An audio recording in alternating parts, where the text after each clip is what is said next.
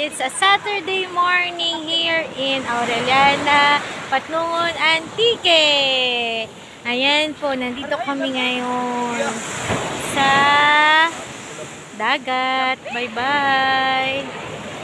Okay, ang ganda ng panahon po ngayon dito at ang ganda ng dagat. Ayan, maraming tao. So, may mga tao po dyan. And it's a bonding time with family. Ayan, ang anak ko, si nanay ko, at saka si Tito Bert, kapatid ni nanay. Alright, hello, wala, video vlog. Ayan kami. It's already siguro mga around 6:30 or 7. No, so ayan. Nag-enjoy ang aking anak. And maganda ngayon kasi it's free vitamin D from the sun.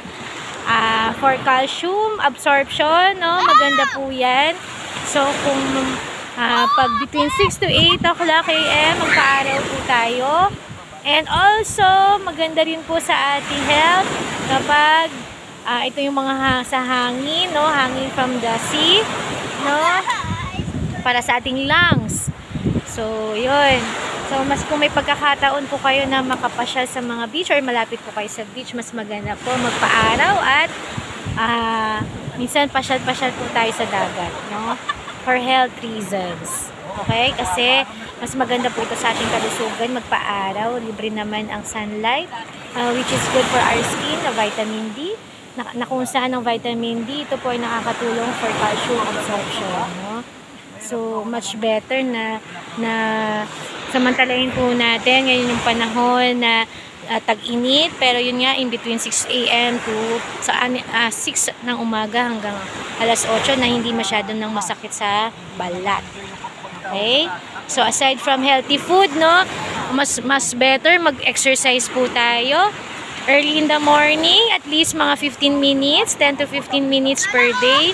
And isa po ito yung mga walking, jogging, and mas maganda po kung nearby, malapit po kayo sa beach or sa dagat. Mas advantage po sa inyo yan kasi walking lang, mag-inhale, exhale ka dito ng hangin from the dagat ay napaka-healthy. Correct. So, ayan, mag-swimming din po tayo. It's one kind of exercise na kung saan naboburn ng calories natin kapag tayo may mga activities per day.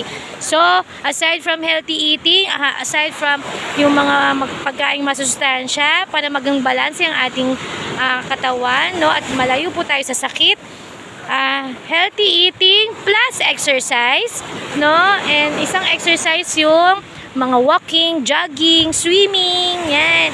Nakaka-burn po ng calories yan, lalo na sa mga obese or overweight.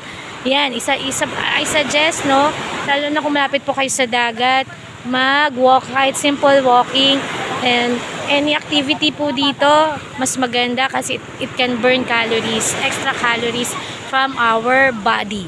So, that's all for today. Sana marami po kayong napulot na information, and also healthy lifestyle po tayo, no, mga taga-Atiqueño, and then all over nationwide or worldwide. Sana po supportahan nyo po ako sa pag-like, share, and subscribe my YouTube channel. Maraming salamat! Bye!